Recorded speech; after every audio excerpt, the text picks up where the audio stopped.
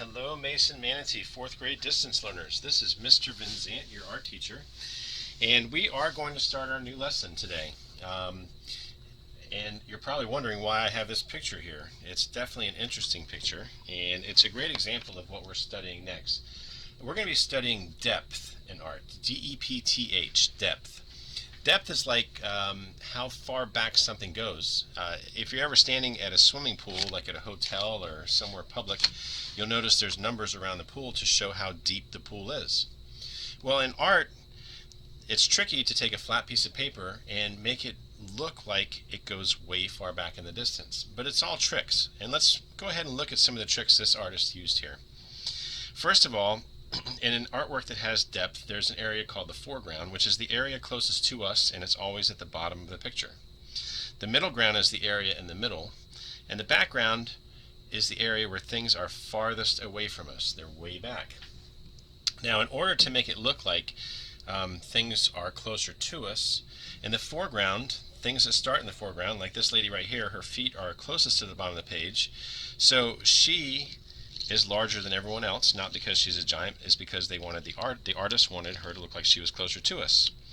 And because she takes up a good amount of space here, this lady we know is behind her because she's a little bit smaller, her feet are higher up off the page, and you can see all of the lady that's closest to us, but only part of the lady that's behind her because of overlapping. And you can see these ladies, their feet start higher up on the page, so they're in the middle ground, and they're even smaller than the first lady, because they are farther away and they're being overlapped by the lady in green. Same thing for these dancers here. Now there's a train up here and it's higher up the page, and if this train were in the foreground it would probably fill up the whole picture, but the artist didn't want it to look like that. We can also see a steamship way back here in the background, and I say way back because it's really tiny, and these people waving at the ship are really small because the artist wanted them to look like they were farther away than all of these people here playing music. Another trick is, and it's hard to see, but there is a line here called a horizon line that separates land from the sky. So for this work of art, we have a foreground, middle ground, background. We have a horizon line, and we show overlapping to make depth.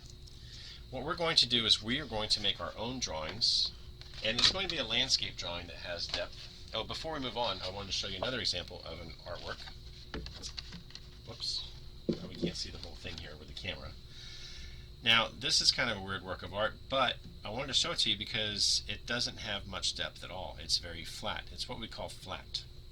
Just to give you an idea of what a flat piece of art looks like that does not have depth. Now, we are going to make a landscape, and a landscape is a picture of an outside area from a distance. Excuse me.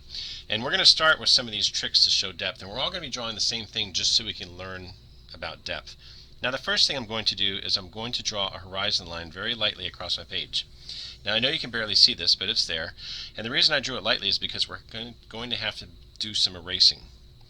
Now there's two other things I didn't talk to you about, and we're going to make a road in this picture, and if you're ever on a long straight highway, which we have a lot of here in Florida, and you look way off in the distance, it almost looks like the road comes together way off in the distance.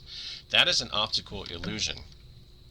And it is real, but we know the road doesn't come together. It just looks like that because it's so far in the distance. And that spot where the road looks like it comes together is called a vanishing point, because it looks like the two lines of the road vanish at that one point. So to make my road here, I'm going to make a little dot on my horizon line because roads don't go into the sky. And there's my vanishing point, and I'm going to make one line that comes out like this, and one line that comes out like this, like a big triangle. There's my road. Now to make the road look even more real, I can put some stripes down the middle of the road, and they'll be really big down at the bottom of the page because this is the foreground, and as they move up the page they're going to get a little shorter and a little skinnier to make it look like they're going back into the distance, to the point where they're just going to be little dashes way back in the distance. Now I'm going to draw a simple tree right here in the foreground. And this tree, since it's in the foreground, is going to be very large, and it just has a little V at the top. I've got to erase my horizon line right here. And what we're going to do is we're going to build this drawing up, starting with the foreground and working our way back. So here's this tree right here. I'll make another tree over here.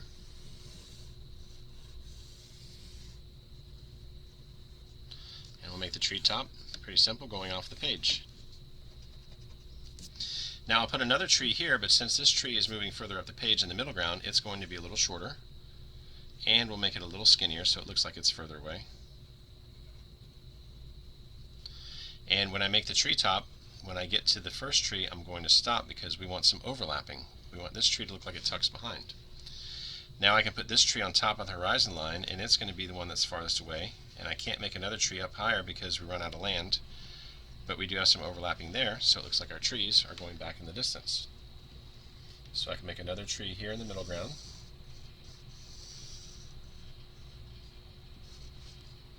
And already we can see this picture is getting built up. I'll put another tree here.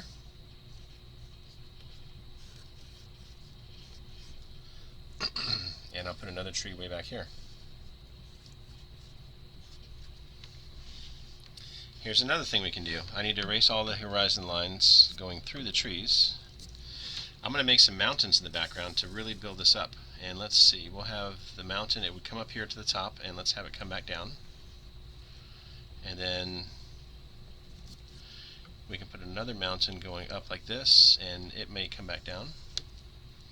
I can put a little tunnel here. I can draw some clouds up in the sky. Maybe a sun setting in the mountains.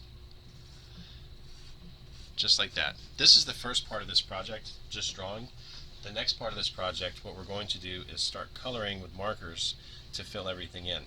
You can add any other details you like, but as long as you have a foreground, middle ground, background, as long as you show some overlapping, you have a road with a vanishing point and stripes that get smaller, you have pretty much mastered the illusion of depth. If you have any questions, feel free to email me here at school, and I would love to see pictures of your art.